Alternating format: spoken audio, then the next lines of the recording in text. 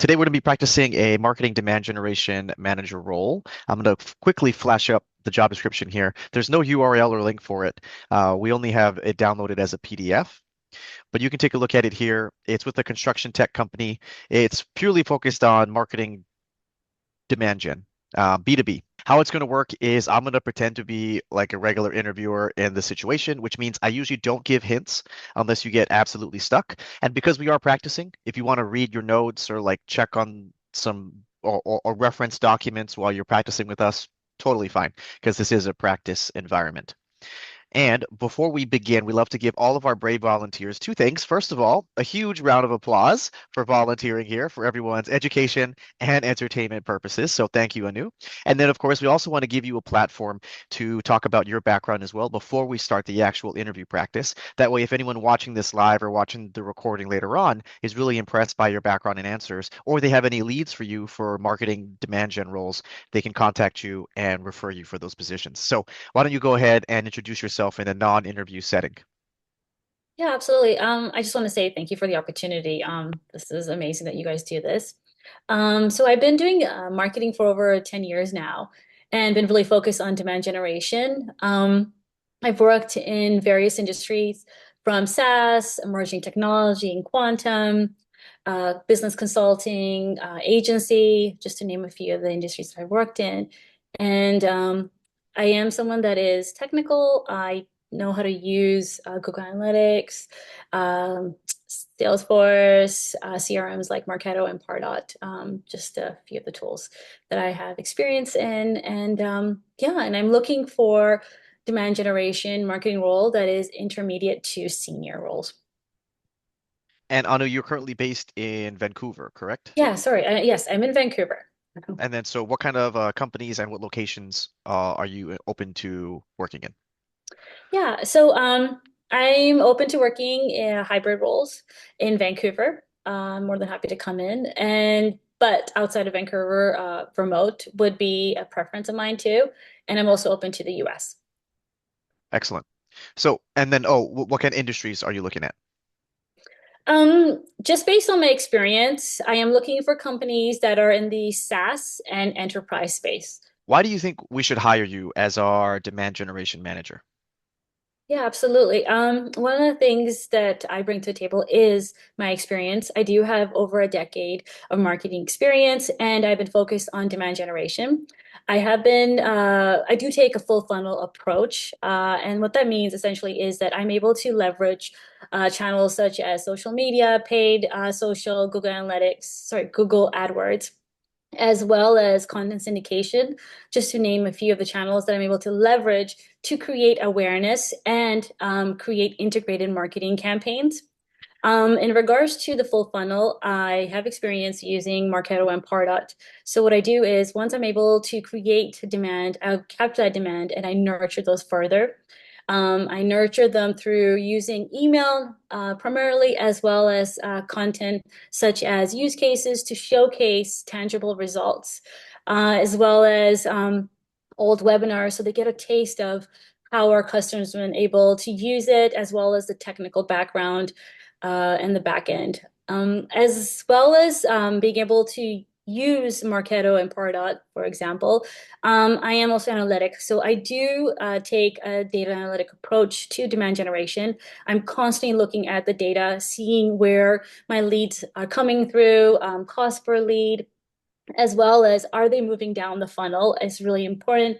Where they're getting stuck, and as I am looking at the leads and their movement down the funnel, I am scoring them too. I do have experience in setting up scoring models, and that helps with making them sales ready, making sure that they've taken enough actions and shown enough intent that they're ready to go to sales. And that's when I will, so they'll be based on score. So if they get a 100 score, then they will be turned into an MQL, and then that is transferred over to a sales rep.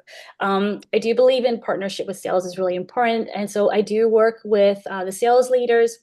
So I have experience working cross-functionally. And with sales, I'm constantly getting feedback from them, whether that is through our one-on-ones or through our scoring system. So if I notice that a lot of my MQLs are being rejected, I will uncover what is the reason. Is it because it's no response? Then that is on me to continue to further nurture them. I do have people leadership skills as well. I know this role doesn't require leadership skills, but it's just another testament to how I work with others in a team.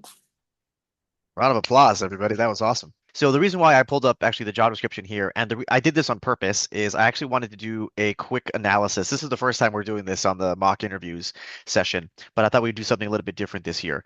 So in order to best answer the why should we hire you, tell me about yourself, what, those styles questions, the best way to answer that is to make sure that all of you do a thorough analysis of what the job description specifically demands.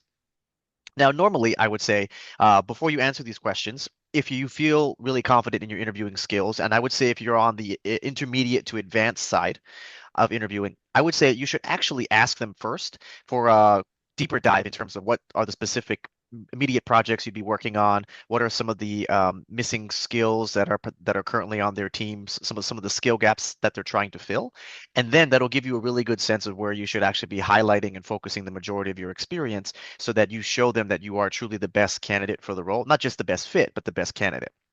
Now, obviously, I'm not a real hiring manager, so Anu can't ask me that question because I wouldn't be able to answer it. So the next best thing to do is to go ahead and study and break down the job description itself. You can basically ignore everything about the company itself because none of that's really going to help you.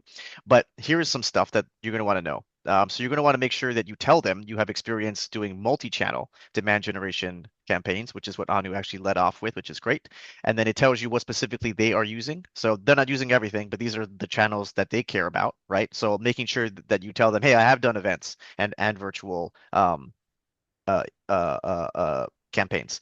And then, of course, she talked about the systems that they actually use, right? Which they told you they use HubSpot and Marketo. So she spent a good time talking about her experience with Marketo, which is great. Shows me that she can actually hit the ground running. I don't have to teach her other things. And then they also talk about the inbound and outbound. So she'll be doing both inbound and outbound marketing activities. I'm not sure if you touched on that one Not for on the both. outbound Right. activities, I didn't know. Yeah, okay. But you did spend a good time talking about the data section. Now, of course, everyone who works in marketing these days has to be data centric, but do make sure you touch on that in your tell me about yourself slash why should we hire you. She also talked about some of the key KPIs, right? She talked about the what was that quality score you talked about? Lead scoring. Lead scoring, right? So she did mention a little bit about lead scoring, which is good. Shows them that you are data centric and you actually know what are some of the key KPIs for you in your industry. And then collaboration, don't worry about that. That's like general stuff. B2B. So that's another thing that they're going to care about, right? Do you have B2B, B2C, right? Enterprise level, etc. So she also touched on that, which is good. Making sure that you are showing them you have the right scope of work, not just, hey, I do marketing demand gen, but I do marketing demand gen for B2B for enterprise level customers. Oh, actually, sorry. They care about growth stage. Sorry. Growth stage technology customers. So if you wanted to be the perfect fit for them, you would say that you've got experience with that specifically, and then of course give them a brief example of how you helped your company grow one of those accounts, et cetera, et cetera. Managing ABM programs. I mean, this stuff is like basic marketing stuff, right? But make sure you are able to cover some of that. And then the rest of this is all soft skills. Okay. Oh, and project management skills. That's another thing that they clearly care about here, project management. So for those of you who are watching this online, this is the level of detail that you want to go through each of your job descriptions to make sure that when you're talking to the recruiter and the hiring manager in the first round, you can cover all the things that they care about from a scope perspective. And also you can copy paste these into ChatGPT, Google Gemini, and ask them to pull out all the keywords that are important so you know what to include in your pitch. Now, let's give some feedback to Anu here. Beginning was excellent. The middle also very excellent. The ending, I think you spent a little bit too much time on like the back and forth with like the sales aspect of it, only because that's not really mentioned so much in their job description. There's probably other things you could have touched on that they also really care about. So, but that's okay. My only other piece of feedback would be use some examples to show versus tell, right? So instead of saying, "Oh, I'm really data driven. I always track my leads all the way through the funnel, right? I give them a quality score, and then I check with sales to make sure that they like the leads. If it has a 100% quality score, then I definitely, engage." Okay. Pretty basic stuff. Like I don't think you would need to tell anybody that you do that because we would hope so. So instead, you could say, and of course, I do believe that one of my key strengths as a demand gen marketer at my company is actually my analytics. For example, one month I was looking at our whatever quality scores and I noticed that X, Y, and Z was happening and I did X, Y, and Z. I actually ended up changing our go-to-market strategy for blah blah blah blah blah. And then the following month we actually saw an increase of 6% in our conversion rates from email and in-person events. Right now, I'm not doing the whole star story because that would be way too long, but I'm showing here, not just telling, right? There's a difference between saying, I'm really good with marketing analytics versus let me tell you a quick story that will show you I'm good with marketing analytics. So I would say choose one or two stories to include in your pitch, and then I would replace those like that, like when you were talking about all the back and forth with sales, I would replace that with like a quick story because then that'll show versus tell, right? Yeah, good. Thank you. But everything else I would keep because you're hitting all of the keywords that they want. And then someone is asking, you should ask this before you answer your question. So if they go, why should we hire you in this role? And you go, well, actually, as you can see, like you probably saw my resume. I've got over 10 years of demand gen and marketing experience. So I just want to make sure I can highlight the right skills that you actually care about for this open position. I did read your job description. I know you care about B2B demand gen and, growth startup size companies. But is there anything specific that you're looking for in this new hire? Or what are some of the immediate projects that you would want this demand gen manager to work on? Then they go, oh, well, actually, so we have this really big campaign coming up. It's focusing on blah, blah, blah, blah, blah. We got this big event that we're trying to plan, blah, blah, blah, blah, blah. So I really need someone who's got events experience. Then you go, okay, got it. Now let me answer your question. So you're Mm, looking for someone who is really strong with B2B growth stage companies and has a lot extensive experience with email and events. Let me just highlight some of that experience for you, right? mm, And then they're like, oh, Anu's perfect. yeah, As opposed to, I don't know what you want. So like, let's just talk about all my marketing yeah, experience. yeah. Right. Now, again, only do this if you're on the, I would say, intermediate to advanced level of interviewing. If you're not that confident yet, you haven't had a lot of time to study and prepare, go with your standard script, right? Analyze the job description, talk about all your marketing experience. But I'm just telling Anu this because I feel like she's already at that intermediate to advanced stage. And so this is what's going to help you really stand out. Let's go to the next question. What was the most successful demand generation campaign that you've ever led? Yeah, absolutely.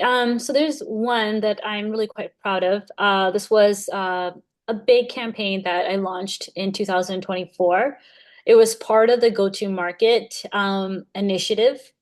So this was the logistics campaign, and this logistics campaign really started back in 2023 when we worked on what was going to be the business objectives, as well as the funnel metrics that we were going to go after, and who we were going to go after. So there was a lot of work that was done pre-launch where I worked with the product managers and the sales engineers to identify the ICP and the personas. And once we were able to identify the ICPs and personas, then I launched a logistics campaign. And the reason why I highlight that is because it's really important for any demand gen campaign to make sure that we have all of those foundations in place. And because I spent a lot of time working with the cross-functional teams that I just mentioned, I was the one that ended up creating the pillar content. So we used a content strategy as part of this big logistics campaign. And the pillar content was the ebook that I created, where I took the personas that we were going to go after, inserted the key messages. We also created that and created an ebook that demonstrated that we empathize with the industry and how we are a viable solution and use cases showcasing tangible results from our customers. Once we had that created, I went back to the marketing team and worked out what the social aspects were going to be, what social messaging that we should include. And then I also worked with the content, created blog posts. And so this was all part of a multi-channel campaign. Sorry, I should have mentioned that earlier. And so this actually went on for a quarter. And the reason why I feel very proud and is because of the results we end up getting. We end up getting over 1,000 leads. And of those 1,000 leads, 44% of them turned into MQLs. And we were able to get 38% opportunities, and that's supported with approximately $1 million in pipeline. So that was all geared towards supporting with pipeline. So one of the goals was to go into the logistic industry, but also support with pipeline. And so for me, that was a big campaign. Is there an area that you want me to elaborate or go into as part of that campaign? Yeah, I would like to know what did you learn from doing this, and what would you do differently next time? Yeah, absolutely. What I've learned is just the importance of making sure that ICP and key messages are really strong, as well as persona. Having that, because of that foundation was so strong, and we spent so many months carving that out and looking through all of our use cases. When we went and positioned that through the various initiatives that I talked about, we were able to get our biggest results to date. And so for me, that's the biggest learning is to really take that time before launching any campaign. And what I have learned as a lesson is what I would do differently. I think one thing that I would do differently is that I did find myself not reporting enough on the successes.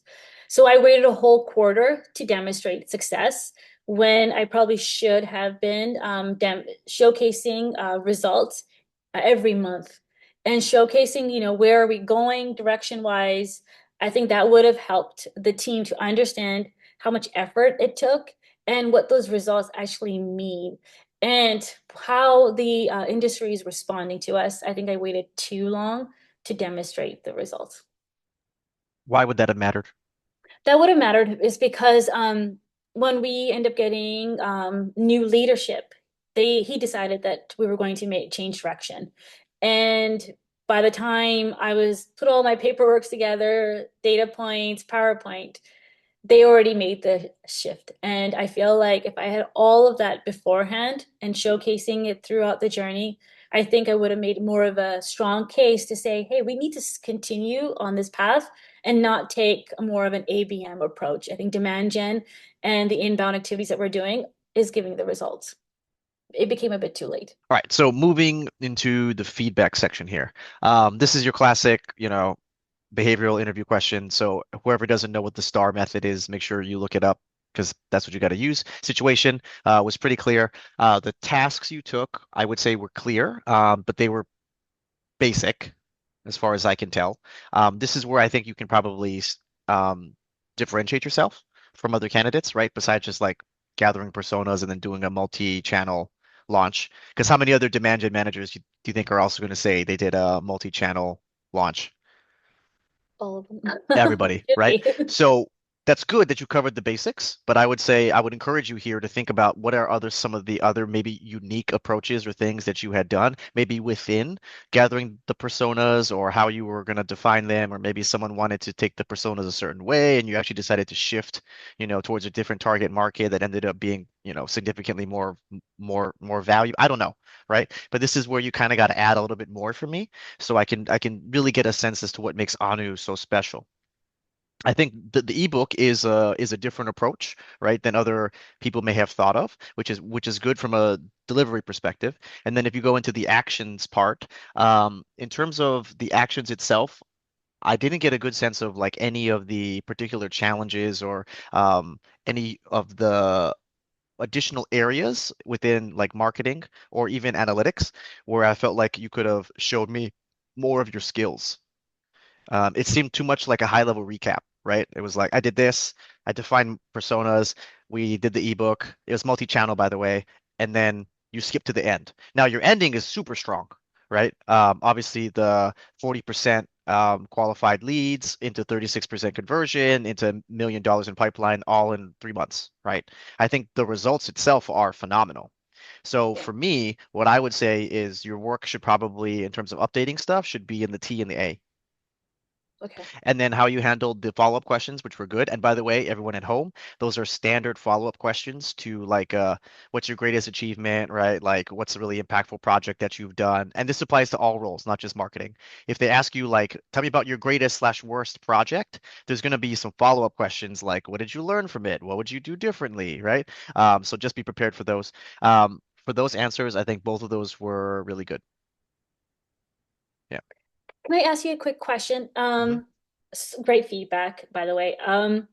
So when you were talking about like the how we got to launching the campaign, the persona, the ICP, how long should I stay on that? Like how long should I be going over it? 'Cause sometimes I'm always hesitant. If I go too deep, they might get bored. Like I just don't know always. Yeah, yeah. So generally, behavioral interview questions somewhere between like 3 to 5-ish minutes. I didn't time you on this one, but I do think you were a little less than five, so you can Yeah. probably add a little bit more. And it's okay to focus on the how and the why, because that's really what interviewers are really listening for, right? Is the how and the why. So as long as it's good content in the middle, um, I I mean, you should still practice because you don't want to give like too much of like, then I scheduled a meeting and then in the meeting I took notes and then in the notes, right? Like that's probably too much. So you gotta cut, you have to practice for yourself as to like what's the right balance. But I would say you can never usually go too much into the how and the why if it's going to show off some of your marketing skills or your demand gen or your data analytics piece. If anything, like the endings can always be shorter and your beginnings can always be shorter, right? It's like I was trying to launch this campaign for blah blah blah blah blah as we entered a new sector. Your S can be like 3 seconds, right? And Yeah. then your R can also just be like, and guess what? 40% conversion rate, 36% turn into qualified leads, $1 million in pipeline. Your ending can also be 10 seconds. So that really could give you like 4 minutes of like super good stuff in the middle if you wanted to. Can you tell me about a time when you used data to change a marketing or campaign strategy? Yeah. So an example that comes to mind was la not last year, sorry, 2023. So we were going to market again, it's a D wave, and one of the things that we had uncovered was that we were attracting leads, but they weren't converting, they weren't engaging, and we were trying to figure out what are some of the channels that would work best or material that would work best to showcase the results that we can bring to companies. And so one thing that I did was I worked with the marketing operations and we looked at the data. And the data that we looked at was in Marketo. And we were trying to figure out what is the content or channel that they've been engaging with the most. And one of the things that we uncovered was that webinars did really well, not only attracting new leads, but it did even better in moving leads down the pipeline and becoming MQLs faster. And the quality of leads was stronger too. And so what I did was I took that data and I put it into a presentation and I showcased that to the events team, which is a separate team outside of Demand Gen, and they handle webinars. And I demonstrated to them that we need to be doing more webinars. One webinar a month is not enough. We need to be doing two webinars, and we need to be showcasing webinar that are thought leadership, but also showcasing use cases because with emerging technology, you really do have to showcase evidence that yes, quantum annealing can produce results and can solve your most complex problems. And one of the things that I did with the PowerPoint was showcase the data points, but I also showcased how we could support the events team because one of the things that we ran into was that we don't have enough people to do, you know, more webinars. And so what I did was I told her that I would do those thought leadership webinars with her. I would create the content as well as look for subject matter experts to talk on the topics. And through the data points, how I would support her, we were able to get her buy-in And I was able to do 3 webinars that year, and they did really well. We were able to get more than 500 people register, and we had a 38% approximately show up rate, and we were able to produce MQLs as well. So as a result of just looking at the data, having that conversation, and the results also just demonstrated that we were on the right path and the data was correct. Were you doing webinars before? And how are you tracking the results from those before? So we were doing webinars once a month, and how we were tracking it was just through the registration, number of people signing up, show up rates, like just the engagement metrics. Uh-huh. And then we were also looking at our funnel metrics as well, the number of new leads, the number of leads moving down the life cycle too, to see, if they're in that interested inquiry MQL stage, like how many of them were actually moving down. And then based on just the fact that we were just getting higher MQLs, because, one of the metrics that Demand Gen is responsible is MQLs. And so that was what I was tracking before. So if you already were doing webinars and you already had existing data from them, w- shouldn't you have known sooner that they were better investment areas than other channels? Yeah, so because we do multi-channel campaigns quite often, that you look at all the data points, but then so one of the things that I was tasked with is to create pipeline and create pipeline fast, right? And so I went back and looked at the data points with the marketing operations specialist. And that's when we uncovered one way to support with MQLs creation is looking at doing more webinars. So that was just, but you asked the question, if how did you make a strategy shift? So to generate more MQLs and support with pipeline, the strategy was not to just do one webinar a month, but do more webinars. No, I think so. Putting on my feedback hat, I think the example itself is fine because it does answer the question of when you had to do a shift. I think the gaps that you want to cover, that you want to make sure you proactively address is like, how did you guys not know this before? If it was an existing part of your existing strategy, right? That's one concern that a hiring manager may have, right? Which is like, well, Anu waited 6 months and the answer was there the whole time. You know what I mean? Like that would be the one of the concerns that I would have is like, okay, so as my demand gen manager, you're going to run multiple channels and then you're going to wait until it's too late to tell me which one is the best when I could have shifted and made the adjustment much, much earlier, right? Right. And then like I like how you were trying to do the cross-functional collaboration, right? Because you anticipated the pushback. The pushback would be, I don't have the resources to do multiple webinars a month. So your compromise was, well, then I'll give you resources, aka me, to help you push out more webinars each month, right? But then as the hiring manager, I'd been like, well, if we knew webinars were the best from the beginning, you wouldn't even have to do that. We would have just not done another channel and we would have just given the resources in the beginning to the events team to do webinars, right? So then it's like your compromise doesn't necessarily show that you went above the call of duty. You know what I mean? When I think that's what you were trying to show. Um, Right. so I think it's a good example because it does show a strategy shift, but I think we want to make sure that the context you give on this one covers up some of those gaps, right? Where it's like, yeah, initially I thought that I should do a multi-channel d demand gen. We were doing webinars plus this, plus this, plus this. Why do we do all four? Well, historically in this, for emerging technologies as it relates to blah, blah, blah, our biggest competitors do, X, Y, and Z channels, but my CEO really likes to do blah, blah, blah, blah, blah, right? And then our smallest budget was put for webinars. I waited 4 months before analyzing all the data. Why did I wait 4 months? Well, typically, through our sales cycles, which run every quarter, right? I wanted to make sure that we could actually look at consistent pipeline generation and MQLs over a sustained period, not just like individual events. Also for our company, maybe we run I don't know, especially special marketing campaigns in Q4. And I knew that there was going to be a natural spike in MQLs from certain campaigns. And that's why I didn't want to take data too early. But I also didn't want to wait too late to make a strategy shift, right?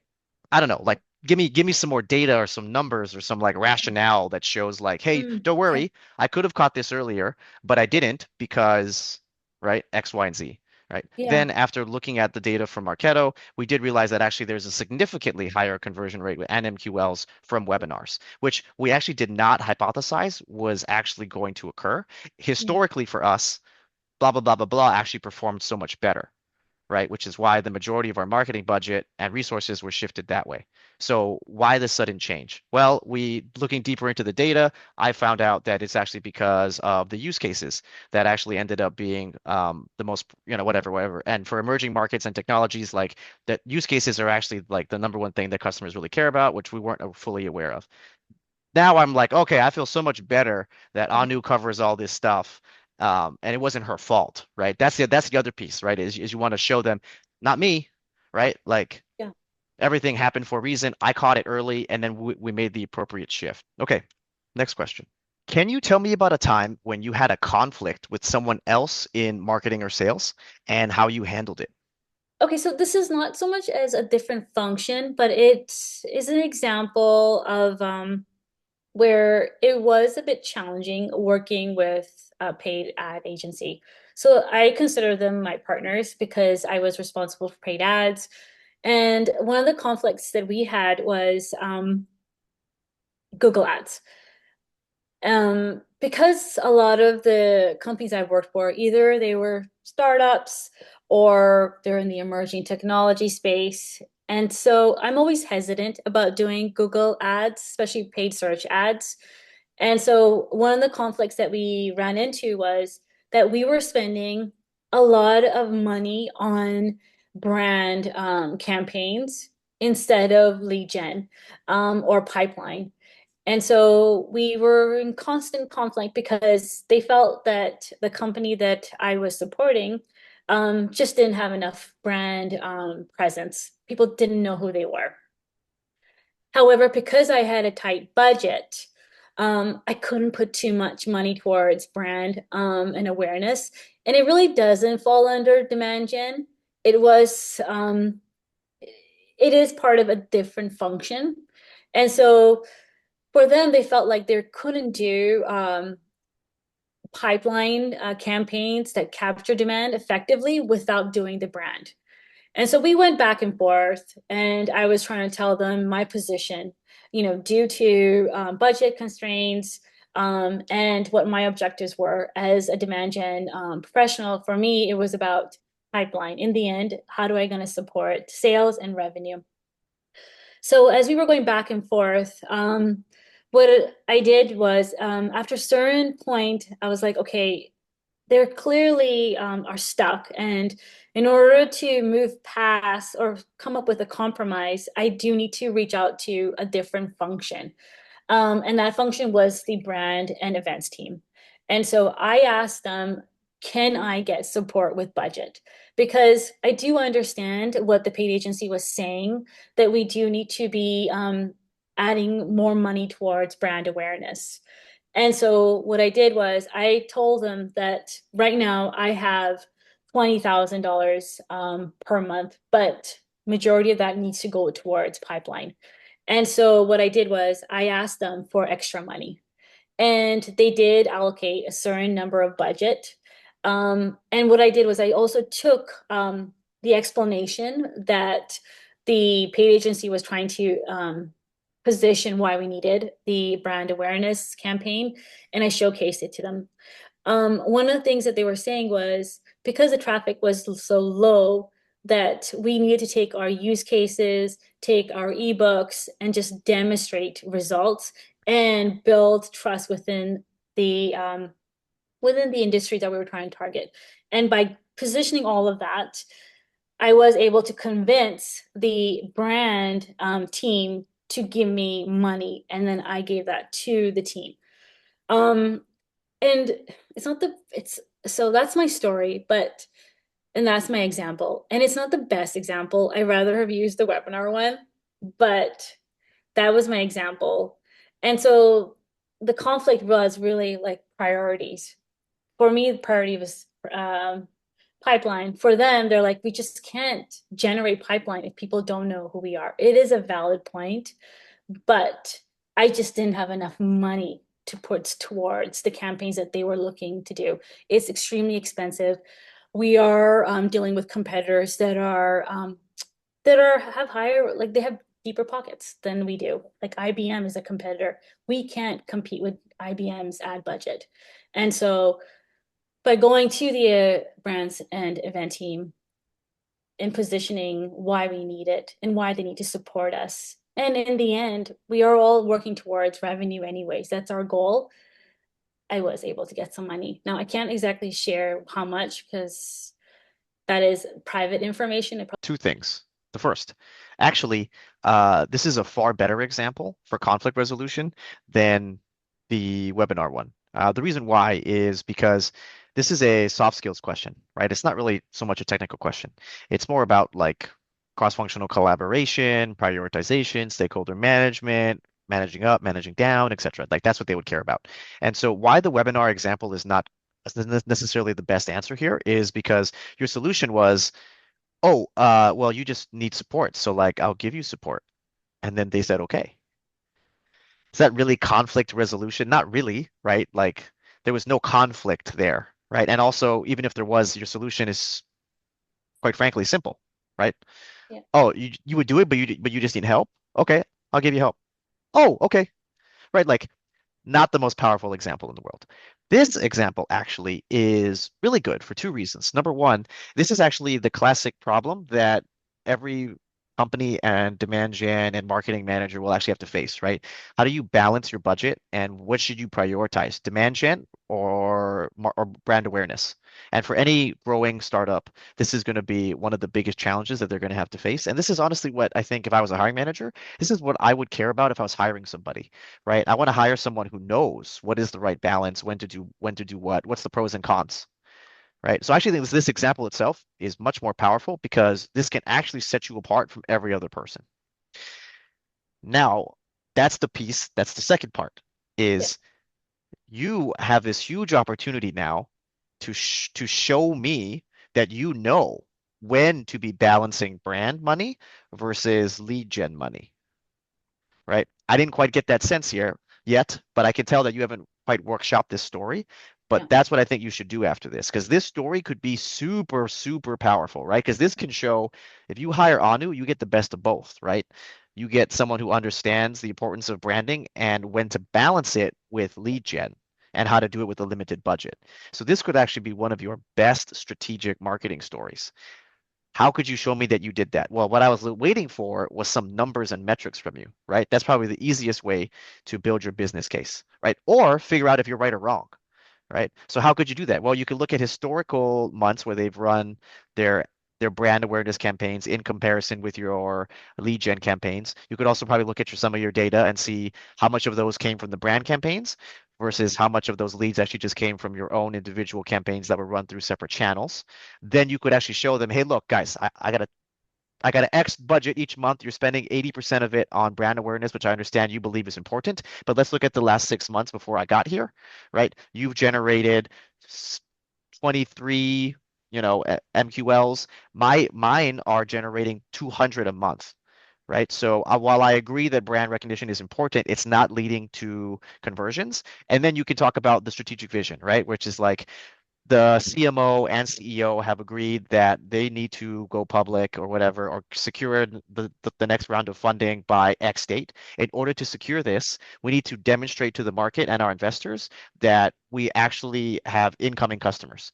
So brand awareness actually should no longer be one of our top priorities because we have this big funding round coming, and I need to show that we are generating pipeline in order for our business to survive, right? Like that would be a much more compelling pitch for me to see how you handle that. And then the real conflict could be they don't believe you. They're like, no, no, no. Like brand is way more important. Brand leads to more demand gen, and so just keep doing what we're doing, right? Now, the part of the answer that also falls a little flat, which is, how'd you fix this? I asked brand for more money. Brand gave me more money, Yeah. right? It's like, okay, was that super complicated for Anu? I don't know. She was like, hey guys, I need more money. And they were like, okay, here's more money. And you were like, solved it, right? Yeah. Okay, so is that really going to show me that like you truly can do the cross-functional collaboration, the stakeholder management? I don't know.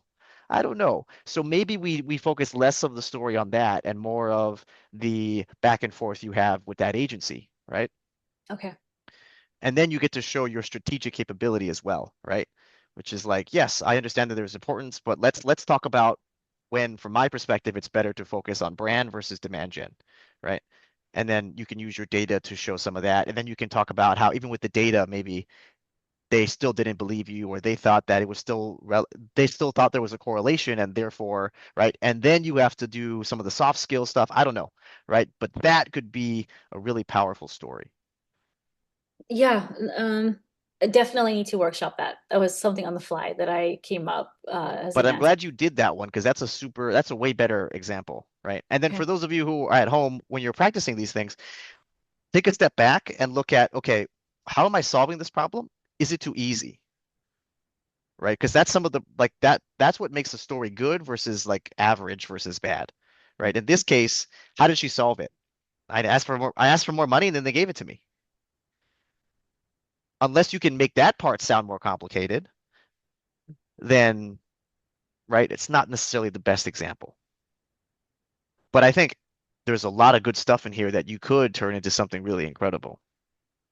Okay, and thanks for looking at what parasite words are. I didn't actually notice, Anu, that you were saying too much of those. I don't think it's overboard. But yeah, I mean, obviously, all of us can reduce the numbers of uhs and stuff. I say a lot too, but I didn't think that it was so you were using it so much that I thought it was detracting from the message.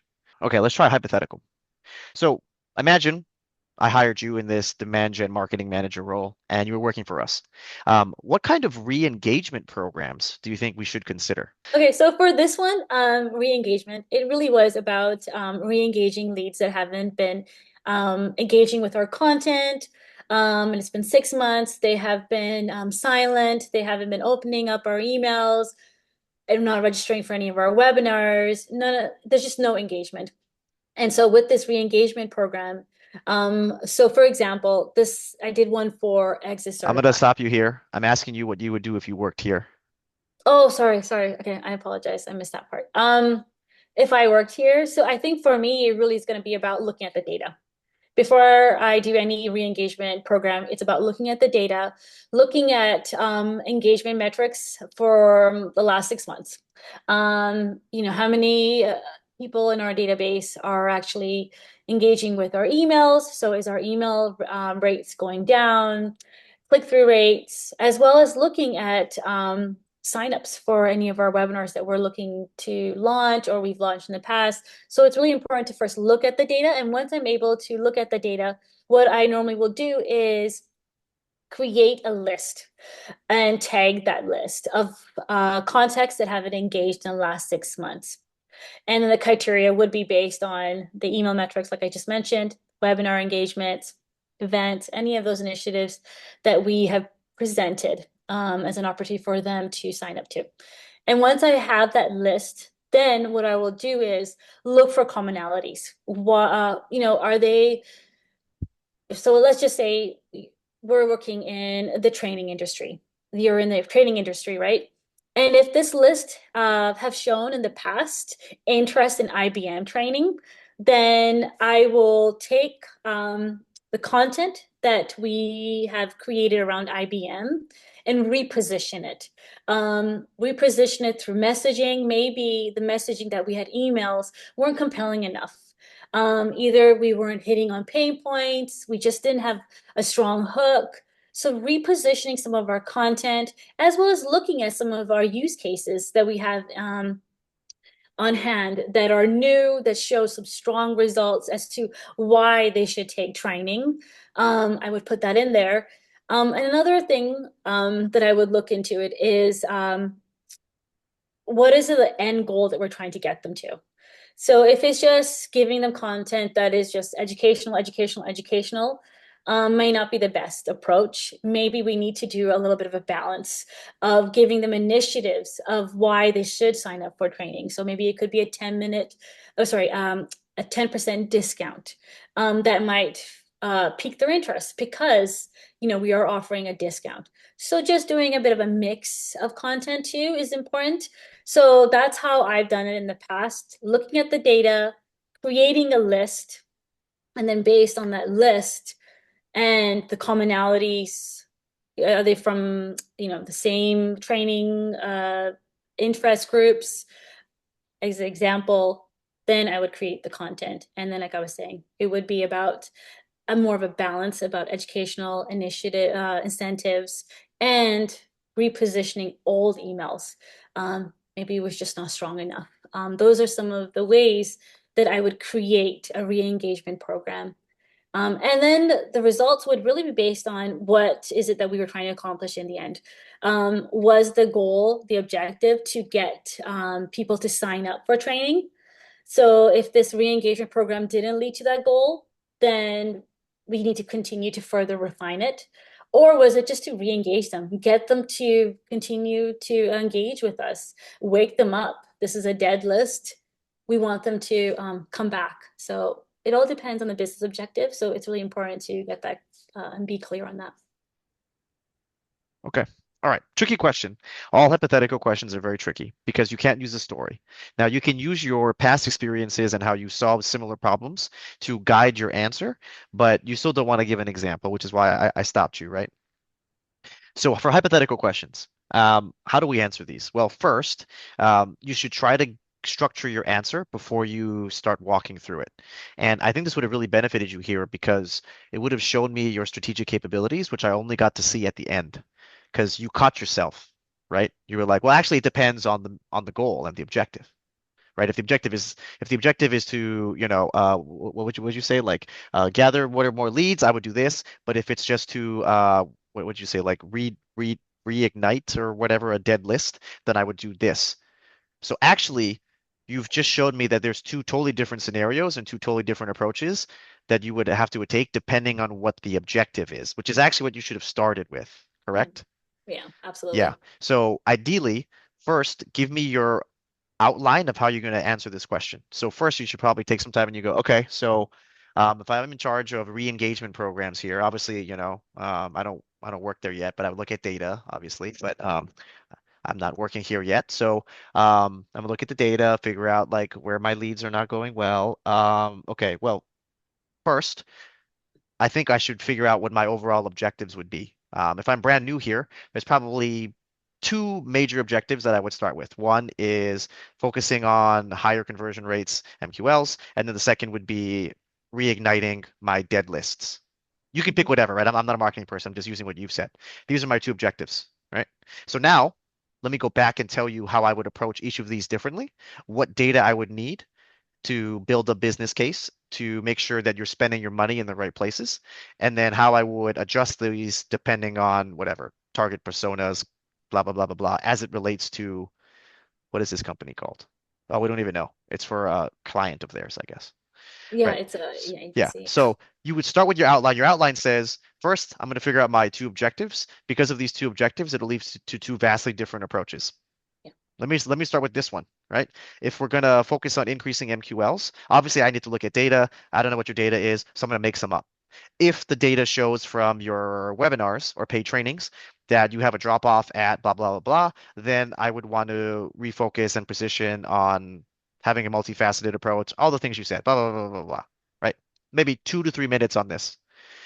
Then you go, okay, any questions on this? And then I go, no, tell me about the second one. Then you go, okay, cool. So now if we want to reignite dead lists from my past history, I feel like these are the two best methods of reigniting lists based on this persona and this persona, right? I don't know what your guys' are because I don't work there yet, but if it was this persona or this persona, right, these are my approaches that I would take. The reason why this is so good is because when you can show me two things and how you would do it, it shows me that you can handle multiple situations as Mhm. opposed to just walking me through one whole Mhm. scenario, right? Yeah. Then I go, but in the back of my mind, I'm thinking, yeah, but that's not my problem here, right? Like she doesn't Yeah. know this, but I really have a problem with, converting, customers from blah blah blah blah blah to blah blah blah, right? Now, Yeah. because you don't know what their true problems are, I would go with two things every time, right? Because this shows you can handle everything. Hypotheticals, super tricky, but anyone out there watching, that's the best way to kind of approach it is just try to walk them through two scenarios each time and then explain like how you would make certain decisions, what data you would need to see, and then how that data, if it looked like this, would lead you to something. The other problem or trap I see people do all the time is they go, well, I don't work there, so I'd have to look at the data, and then based on the data, I would tell you what to re-engage, and then they stop. Your answer cannot be 15 seconds, guys. We understand you do not work there and you do not see the data. They know that. So you just need to make some up, right? Just like Anu did. So you can say, I don't work there, but if the data said blah, blah, blah, blah, blah, then I would consider doing this or this, right? So that's the best way to kind of approach this. Okay, cool. Those are all my questions. And then there was something in the chat. How tactical should she get on this question?